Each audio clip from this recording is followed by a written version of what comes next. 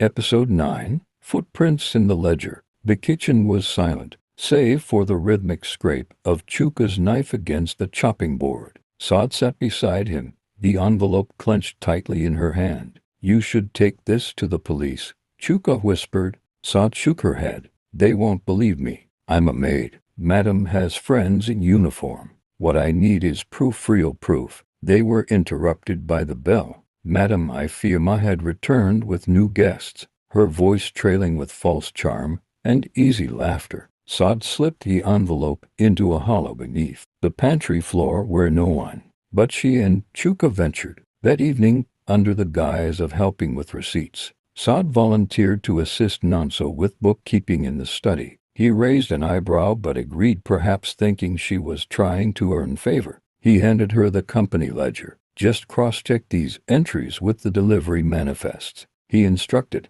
then turned back to his laptop.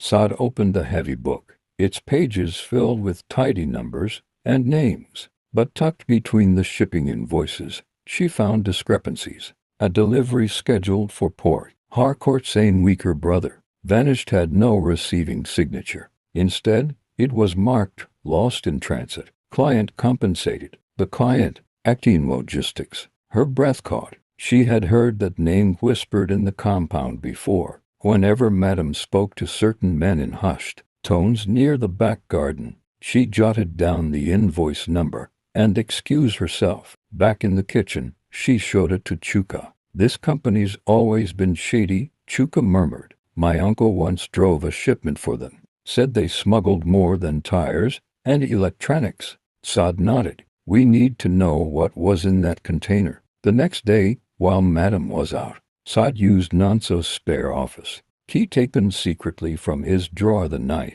before and accessed a locked cabinet in the study. Inside were boxes of invoices and shipping manifests, arranged by year. She found the 3-year-old folder. There it was again, invoice number 347PH, assigned to Tunji Iodel. Contents: medical equipment. But the client's signature was forged. Saad had seen her brother's handwriting her whole life. This wasn't it. Suddenly, the door creaked. Saad froze. A shadow loomed in the hallway. She shoved the folder back and locked the drawer just as Nonso appeared in the doorway. "What are you doing in here?" he asked, voice cold. "I was just dusting," she lied, holding up a cloth. He stared at her, then smiled thinly. "Next time, wait for permission." She nodded, forcing a smile as she exited. Later that night, Chuka whispered, "He's watching you now? We have to be careful." Saad's mind raced. If Nonso suspected her,